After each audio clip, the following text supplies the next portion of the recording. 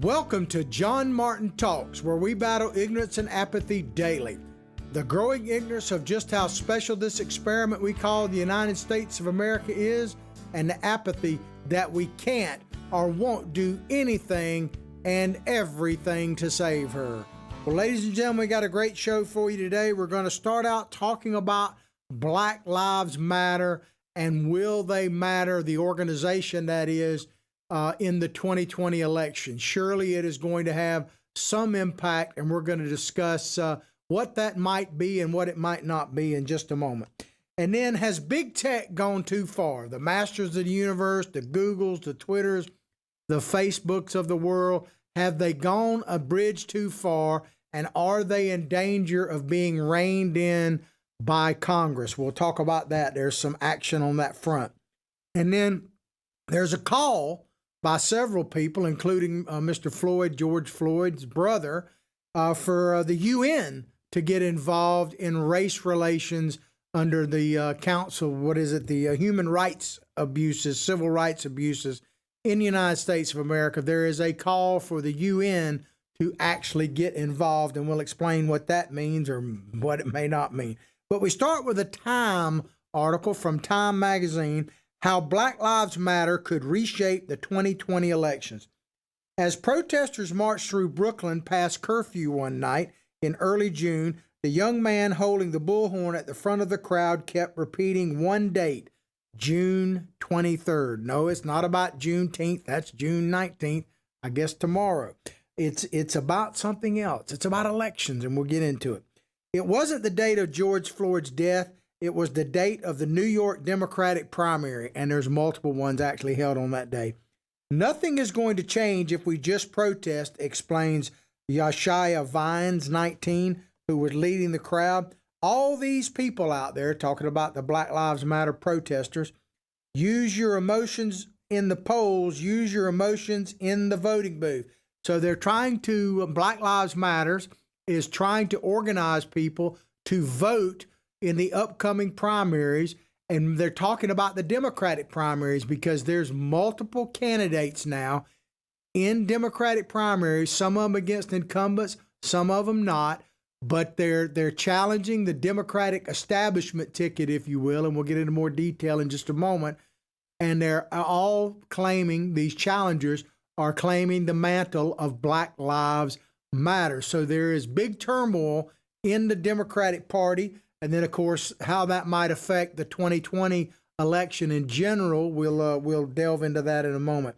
But keep in mind, ladies and gentlemen, I've been talking to you about this aspect of it for a while now. There is turmoil. There is a battle for the soul, if you will, of the Democratic Party. That may be a little bit overstatement in the sense that I do believe that the Democratic Party, and I'm talking about the leaders of the Democratic Party, go back to the 2020 field of candidates. One thing I kept saying in that for president, that is, that whomever came out of that race would be the most hardcore progressive leftist that any major party had put forward. And I think that Joe Biden has proven me correct on that. Now, would he been as far left maybe as Bernie Sanders or some of the others?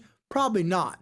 But the only real debate in the 2020 field was just how far leftist progressive the ultimate nominee would be.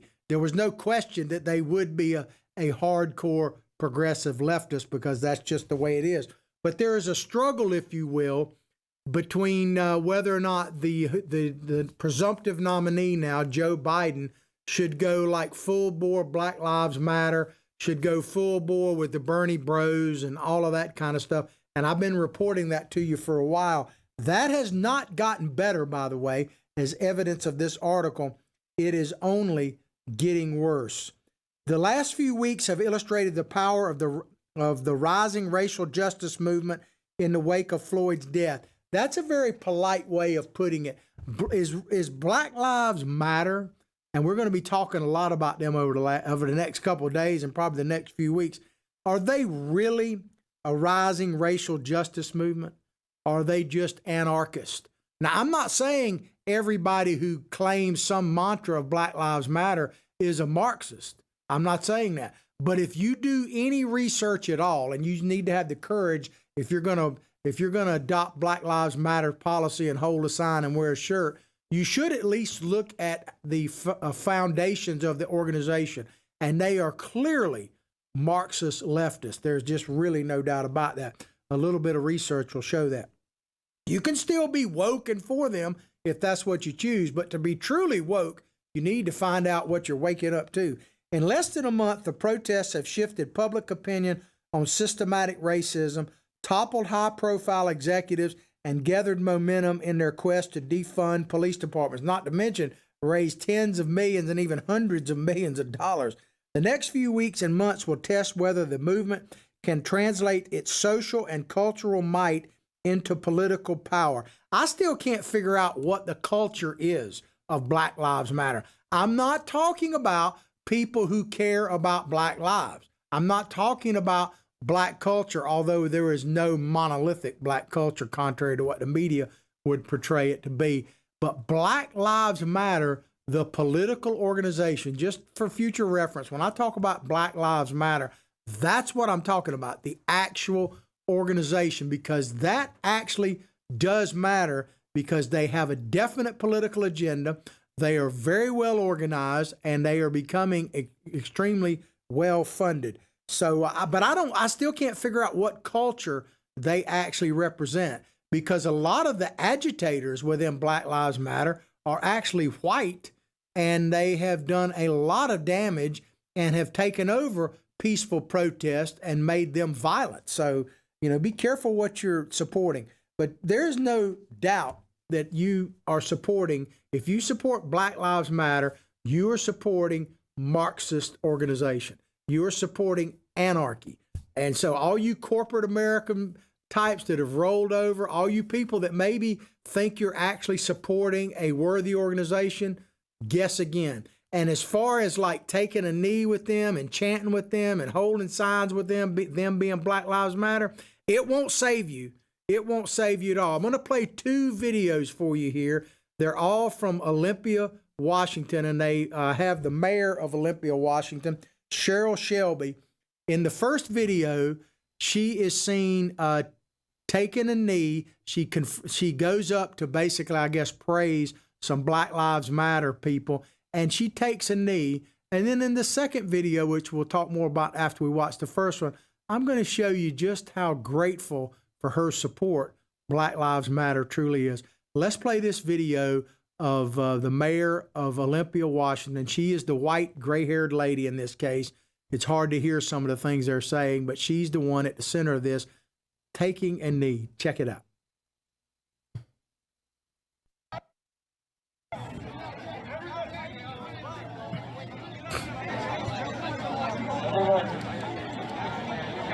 We'll let the government attention over here, please, for 1 second.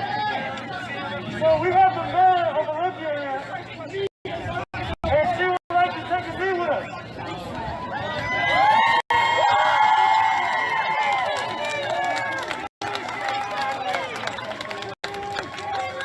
So we need everybody to get down right now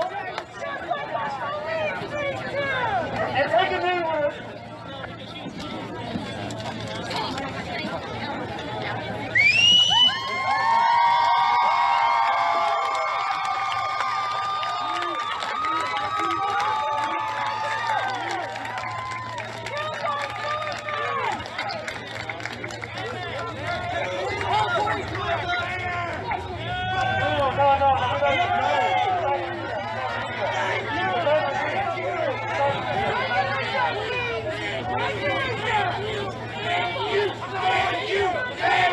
Thank you. That's good enough.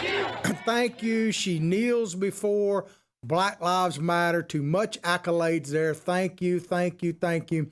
So fast forward to a few days after that particular homage she paid to them, kneeling there, and we got a video of her house being vandalized by none other than Black Lives Matter. And what I want you to pay attention to is before this activist, this Black Lives Matter activist, starts painting BLM on her house and racist on her door, the lady actually has the rainbow flag for the alphabet people, LGBTQ, and she has in her window a sign supporting Black Lives Matter. And this is how they show. They said, thank you, thank you. Check this out as how they show their appreciation. They thank her, they love her so much, they took it all the way to her house. Check it out.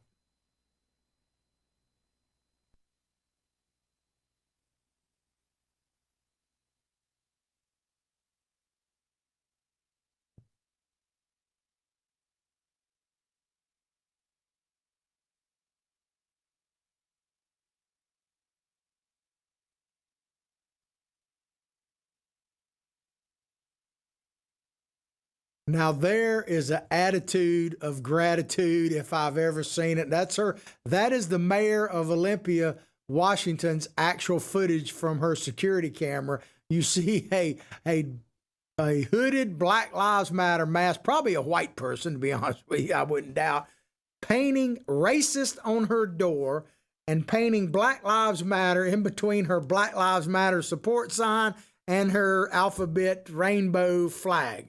So, you give in to the mob and they will show their appreciation. For the first test comes on June 23rd, getting back to Black Lives Matter, this shout out, this is primaries in New York City and quite a few other places. When several young, when several young black candidates who have aligned themselves with Black Lives Matter movement are running in competitive Democratic primaries. Most of them are running against incumbents. There's a big heated race in New York, in a way similar to Ocasio-Cortez's, because this one candidate, a Black Lives Matter candidate, is primarying like a 26-year incumbent in New York. And they're unlike the Ocasio-Cortez race. A lot of incumbent congressmen and women in the Democratic Party and senators are endorsing the challenger in this case and throwing under the bus the candidate. You might remember, and I'm trying to remember the gentleman's name, but this is the guy we talked about on a show previously that was caught on a hot mic trying to talk to a protest group, and he was caught on a hot mic saying, I wouldn't even be here if it wasn't for that I was running for re-election. So maybe that's why they're against him. But this idea of aligned Black Lives Matter. So they're aligning with Black. What exactly does that mean? If you go to Black Lives Matter website, and one of the things I've been saying over and over, of course, if I say it, it bears repeating. The one thing about these progressive leftists, you don't have to wonder where they stand and what they're for. Just simply take them at their word, and you'll have a pretty good idea. If you go look at what Black Lives Matters actually supports, think about that before you actually, quote, align yourself with them. You certainly are free to choose to align yourself with them, but I firmly believe the vast majority of people that are out there kind of screaming and shouting with them really don't know that much about the organization. But the organization itself is for not reforming the police department, but totally obliterating police departments, defunding them, as they say, absolutely. So the end of policing, period.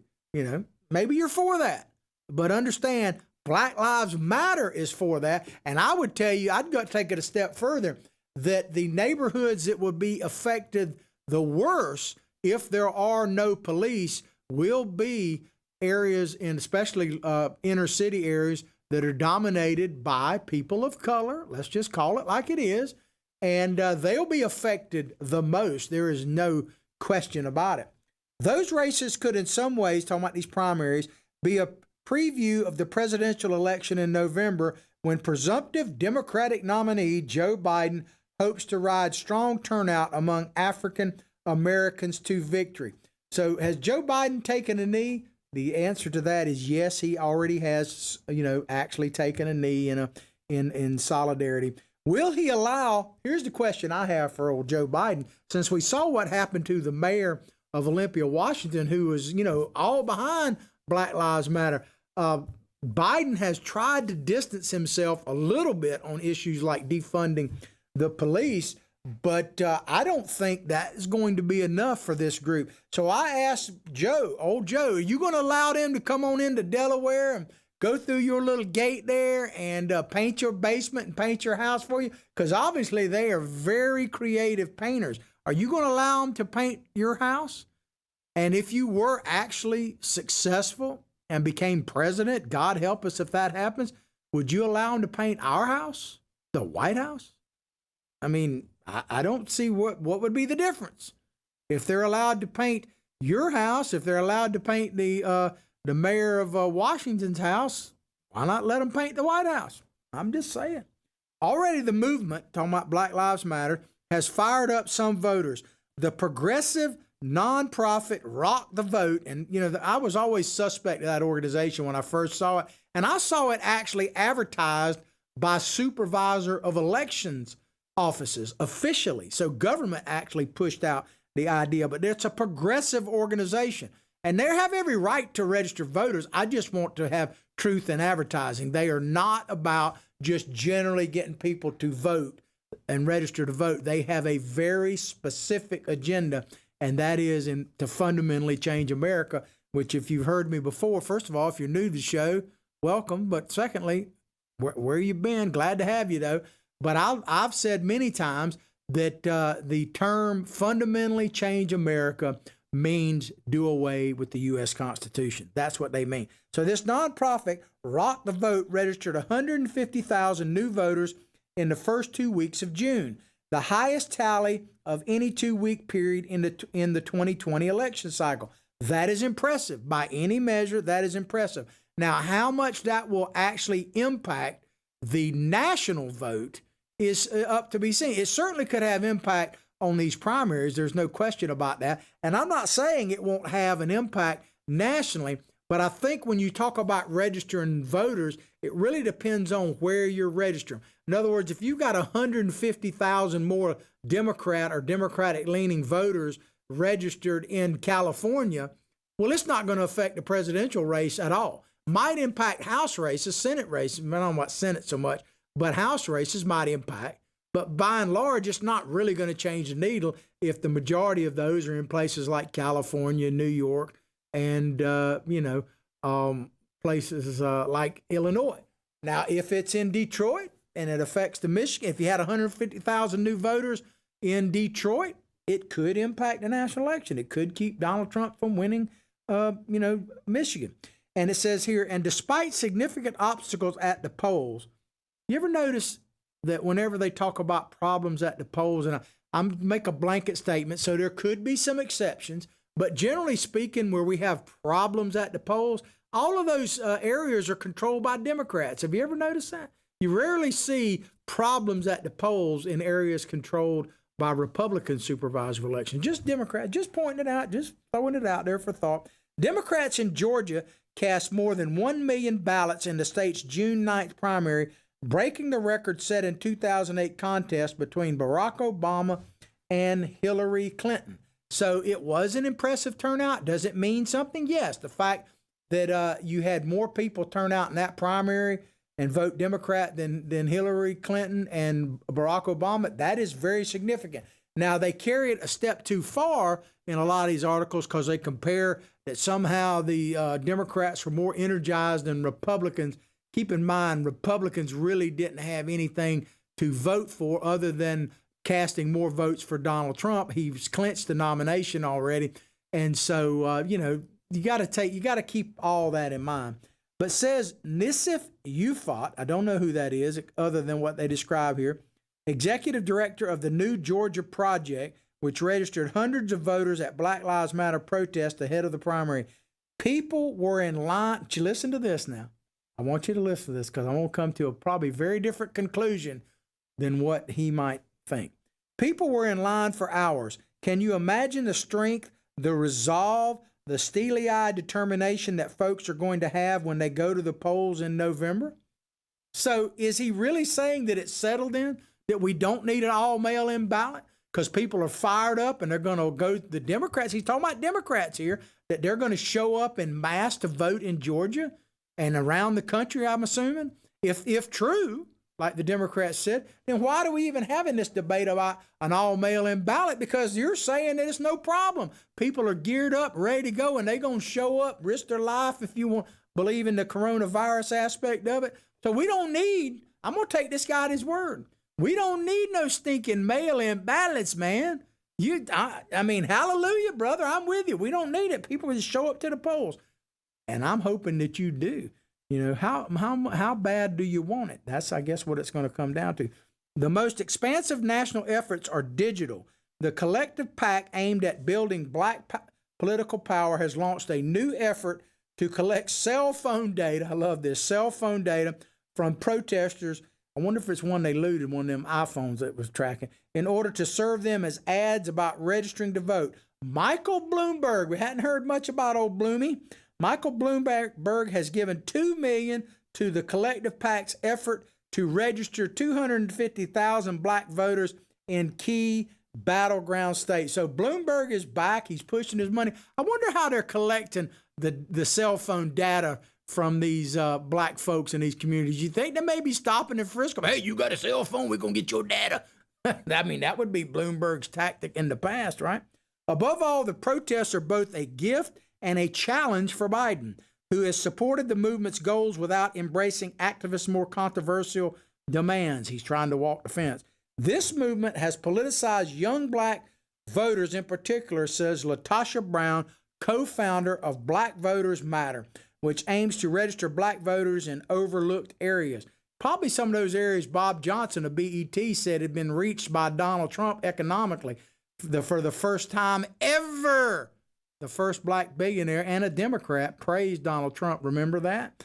And so maybe that's the overlooked areas that she's talking about. They're taking a much harder look at talking about Biden's record, and that doesn't necessarily work in his favor. No, it doesn't. If you really look at Joe Biden's record on people of color, African-American issues, we're going to play this video that we've played before earlier this week. It's about 2.5, 3 minutes long, but you really need to see this. You can't see this enough. If you're truly woke out there, if you truly are thinking about voting for Joe Biden and you're a person of color, if black lives really matter to you, you need to look at this closely. What this is a video of then Senator Biden, and he looks a bit different because he's been up there for 50 years. This is him as a co-sponsor pushing the Clinton crime bill that directly impacted more than any other black communities, black youth. I want you to pay close attention to what he's saying, because he is essentially saying he does not care what caused juvenile delinquents basically in black communities. He doesn't care what caused it, but the solution is to protect white folks, because he's talking about his family, which as far as I know, I've seen is all white. He's saying the only way to protect them from currently and from future predators, and he's talking about black people, specifically probably black men, and he says multiple times that he doesn't care about what happened in the black community. We just got to get these predators off the street. Check it out. Back to the streets.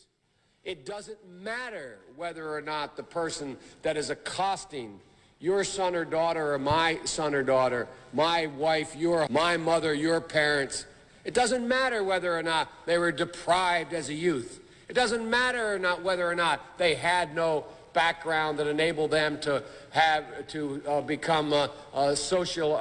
become socialized into the fabric of society. It doesn't matter whether or not they're the victims of society.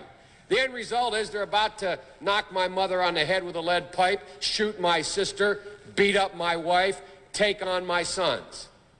So I don't want to ask what made them do this.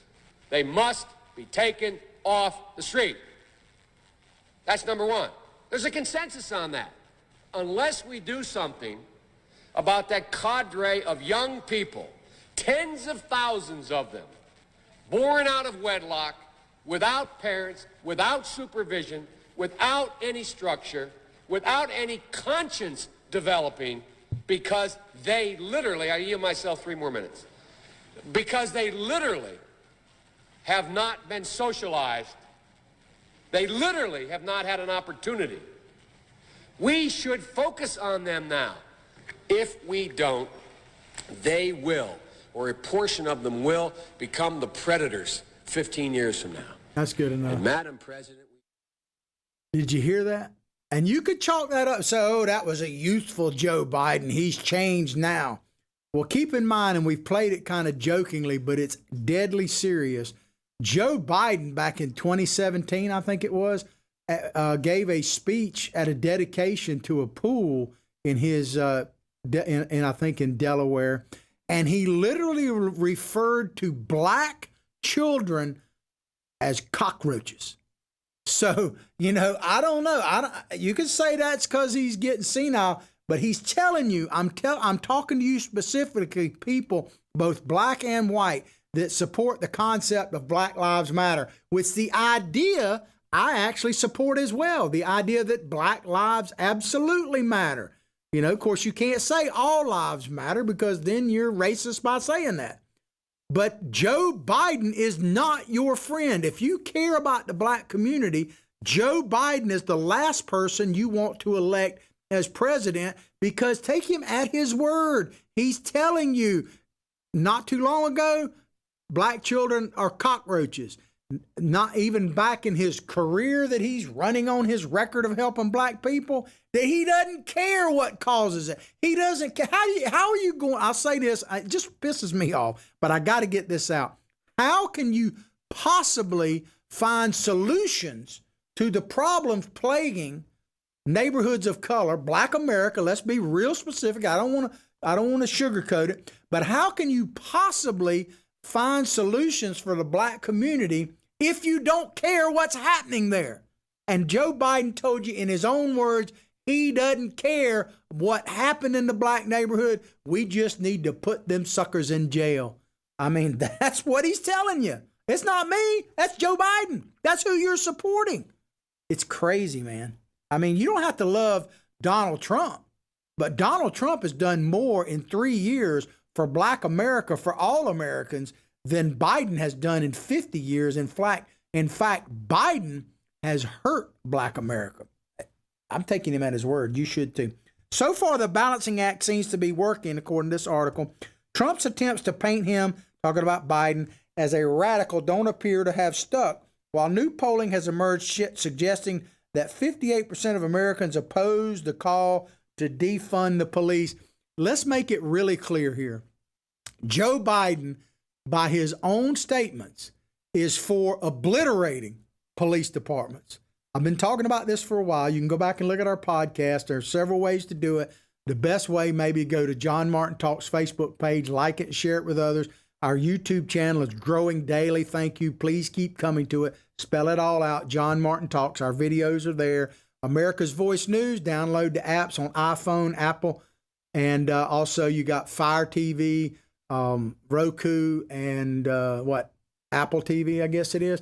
We're also on Dish Network Channel 219 and Pluto Channel, America's Voice News. And before I forget, if you want to see this Trump rally that's coming up Saturday, at least I hope so, the best place to watch that is America's Voice News, and we'll probably have it across our network as well. But you can check all of that out. But what I've been telling you, a term you need to get familiar with is qualified immunity. The House Democrats are pushing, and the Senate Democrats for that matter, are pushing to do away with qualified immunity. I'm not going to get too deep into it. Basically, it means that police officers could be sued directly, not their departments as it is now, but directly, which means that basically you would have no police departments to defund, because nobody is going to want to be a police officer if that happens. I'm just telling you, look into it. Qualified immunity. It is a big, big deal. A coalition of more than 50 progressive groups recently wrote Biden a letter urging him to adjust his positions on policing. Listen to what they're demanding. These are groups of people, these big voters, the Bernie bros, all this stuff, demanding he revise his platform to ensure that the federal government, this is what Black Lives Matter is for. Listen to what I'm saying. Demanding revised a platform to ensure that the federal government permanently ends and ceases any further appropriation of funding to local law enforcement in any form. Let that sink in a minute. They're saying Black Lives Matter and these other groups are demanding that Joe Biden sign off on the federal government not issuing any funding at all to any level of police law enforcement anywhere in the nation. Well, I mean, so is Biden going to cave into this? If true, I think he's through. But he's going to be under tremendous pressure to do that. This letter went on to say, you cannot win the election without the enthusiastic support of black voters. That's very true. And how you act at this moment of crisis will play a big role in determining how black voters and all voters concerned with racial justice respond to your candidacy. The groups wrote, a return to normalcy will not suffice. So the one thing that Joe Biden's been saying for a couple of years now is we need to get back to normal. You know, that Donald Trump is a one-off. He said, you know, if he gets a second term, it's over. But we got one shot, elect Joe Biden, and we'll get back to normal. This is telling you they're not. Let me just tell you how this Black Lives Matter will impact the election. If they are successful in some of these June 23rd primaries and defeat incumbent long-term establishment Democrats, that will put incredible amount of pressure on old Joe. There is no question about that. Now, on a side note, did you know that there's a record number? I was trying to look at the exact number. I didn't have time to find it this morning. But there's a record number of black candidates that aren't Black Lives Matter candidates, by the way, running for Republican office right now. And you don't hear a peep, men and women, you don't hear a peep about that in the media at all because it doesn't fit the narrative. I just want to throw that out there. You can do your own research. Black Lives Matter, this is my words, will have an impact. There's no question about it. But their demands could backfire if they push forward this idea. Think about that. How many people in the United States of America, black as well, are for absolutely defunding police departments, giving them no money whatsoever? This is what they're asking for anywhere in the nation. I can't imagine that the majority of black people in this country are for that.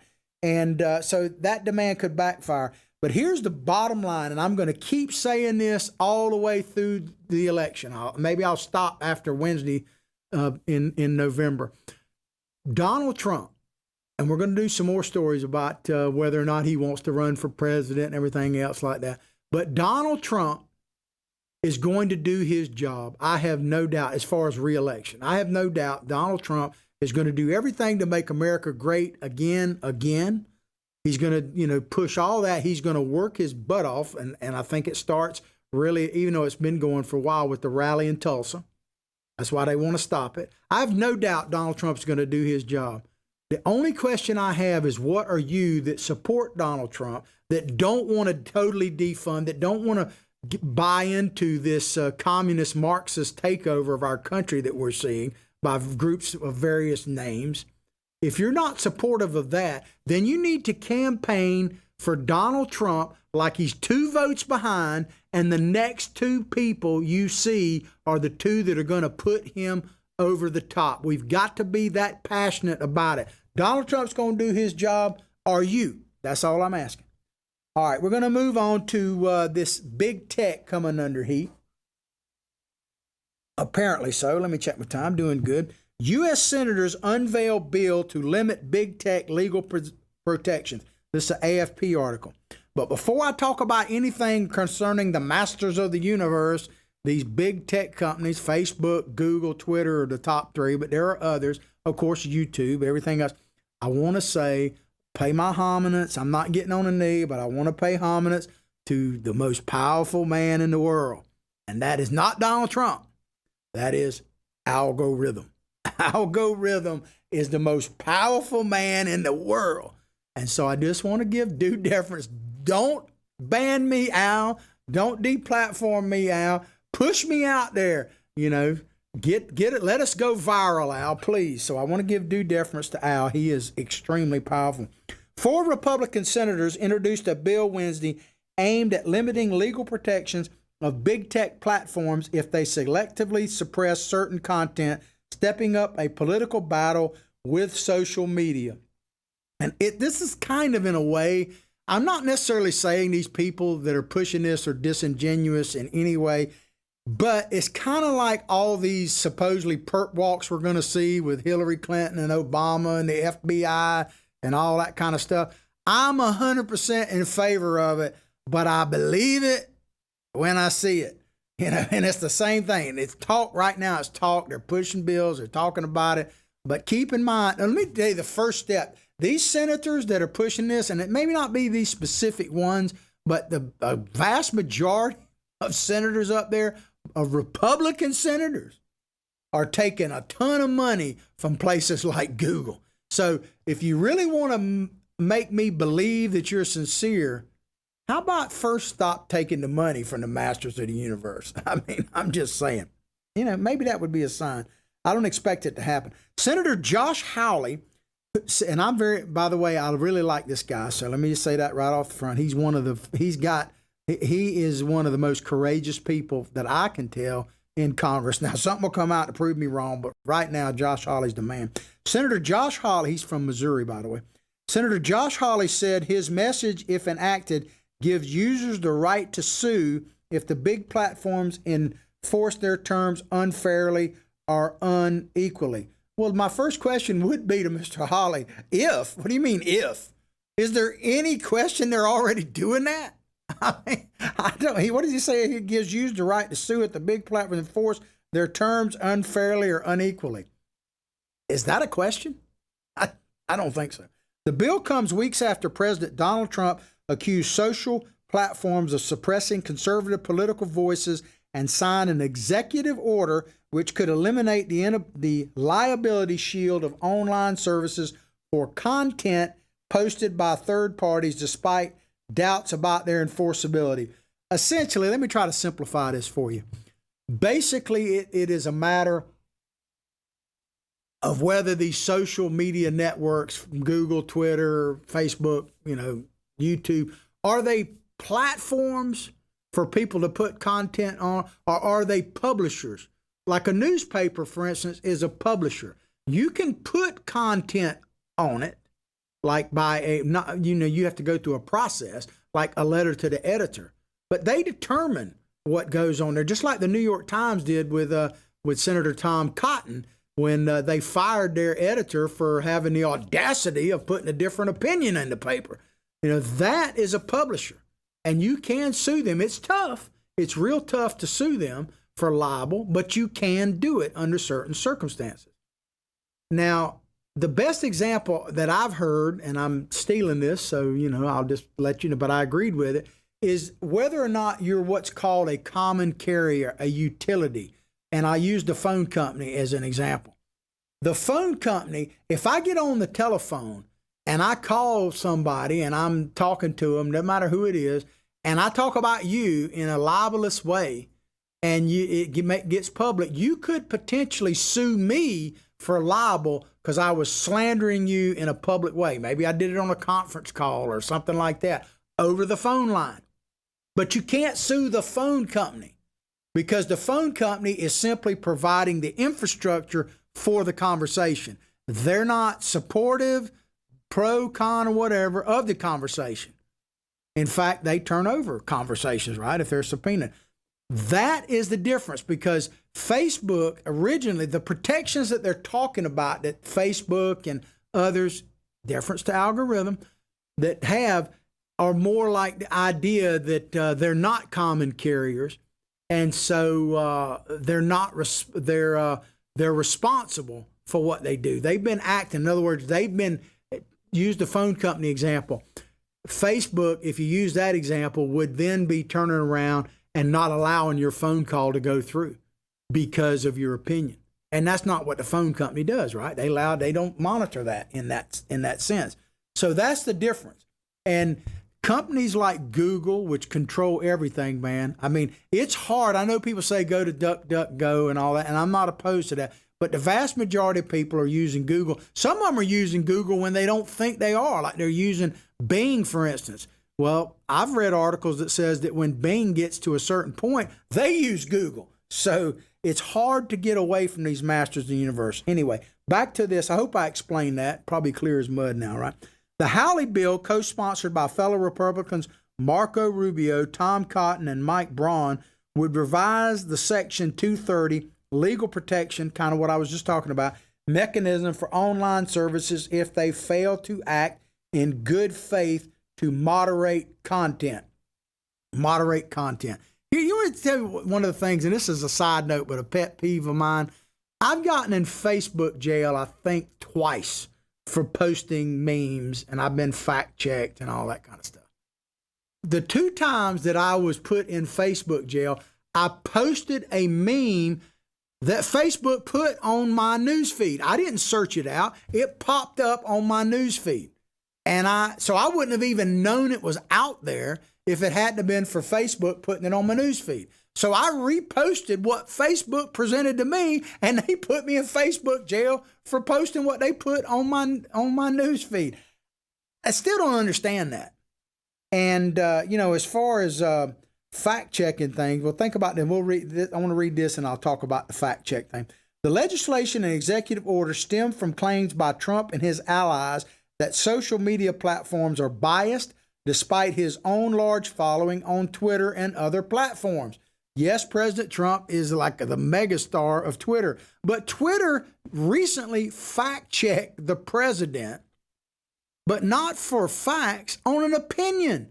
President Trump tweeted out a piece, and it was an opinion about what could happen in elections, I believe, with mail-in voting and stuff like that if it happens.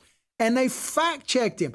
There wasn't the tweet he put out wasn't about facts. It was his opinion of what could happen and what might happen and what probably would happen if it were allowed to continue. It's an opinion. I mean, you can't fact check an opinion. An opinion is just that. It's just, anyway, man, you can get lost in that circle right there. Howley, this congressman from Missouri, said big tech companies like Twitter, Google, and Facebook have used their power to silence political speech from conservatives without any recourse for users. Congress should act, this is what he said, to ensure bad actors they are not given a free pass to censor and silence their opponents. And that's exactly what, I mean, there's calls against Facebook right now from the left because they want to take down anything that Donald Trump is doing, any ads he's placing, everything else. And I will give Mark Zuckerberg, the founder of Facebook, some credit. I don't know if he can hold on to this. There's already rumors out there that they're going to change their policy. We'll see. But basically, Zuckerberg has said he's not going to fact check political ads. And that makes sense to me because every single political ad worth their salt has opinion in it. I mean, basically, if I do an ad that says, hey, that guy sucks and I'm great, that's an opinion. It's my opinion. It may be the right opinion, but it's opinion. You can't fact check that type of stuff because we might as well not have campaigns. Because campaigns are all about saying, I'm better than he is, or she is, or whatever it is. I mean, that's just the way it is. But as far as like all of this stuff, going back to something I've been saying about the pandemic, some of y'all call it the plandemic, and I'm not so sure. I'm pretty sure you're right about that. But I've been saying all along, you got to assess your own risk. Aren't you as an adult capable of deciding what to look at and what not to look at? Especially if it's categorized. I mean, porn, for instance, is still the #1 search on the internet. Do you know I have never searched for that on the internet? It's not something that I'm really all that interested in. You know, I make a choice not to search out porn. It never has really interested me in that way. But whatever happened to the whole concept that our country was founded on, rugged individualism, that we're not capable. We need some pie in the sky thing to tell us what to do. I mean, the whole thing about monuments, man. I got a picture of a monument. I don't know if we can pull it up because I didn't put it right in my notes. Sorry about that. But I got a picture of what the new monument should look like if we can get it up there. It's a pacifier. But the masters of the universe, here's the thing about this with President Trump. There's my new monument picture. That's basically a monument to what our society has come to, right? A bunch of big babies. But it's tough. It's a tough thing, especially for conservatives to deal with in principle, because you're talking about free speech issues. You're talking about capitalism and trying to tell these companies what to do. But I don't know that we really at this point have a choice. I mean, maybe we got to use antitrust. There's clearly a monopoly going on. There's not really a lot of competition for the big four, so to speak. And I am all for having standards. And I think it would be simpler. We overcomplicate. It doesn't have to be political opinion, but your standards could be you don't show violence. You don't deal with criminal activity. You don't go with pornography, especially child pornography. There are certain things they could basically do that I don't think too many people would have a problem with, and then let it be a free-for-all for that matter, man. But the problem always comes down to that old term about eagles flocking together, and they don't. Conservatives, generally speaking, especially Trump supporters, are rugged individualists by their nature, and it is difficult for them to come behind particular issues. That's why the conservatives don't do boycotts too well, because it just kind of sticks in our craw. You know, we just change the channel. We don't try to tell you what to do. We just know what we like. We're capable. See, it seems like progressives are incapable of simply just changing the channel. You know, conservatives just go, I don't want to look at that crap. But they don't try to go and say, take that crap off. I mean, it just is a difference. All right. We only got, basically, I guess we're pretty much out of time. I was going to talk about this next story here. I went a little long. Maybe I'll save it for tomorrow. We'll look at it, but about the UN, because it's an important story and we'll cover it. Hope you've enjoyed the show as much as I've enjoyed bringing it to you. Please go directly to John Martin Talks Facebook page, like it and share it with others. I'll pray for your family. You pray for mine. Let's all pray for the nation. And above all else, like I say each and every day, from my heart, from my family to yours, have a blessed day.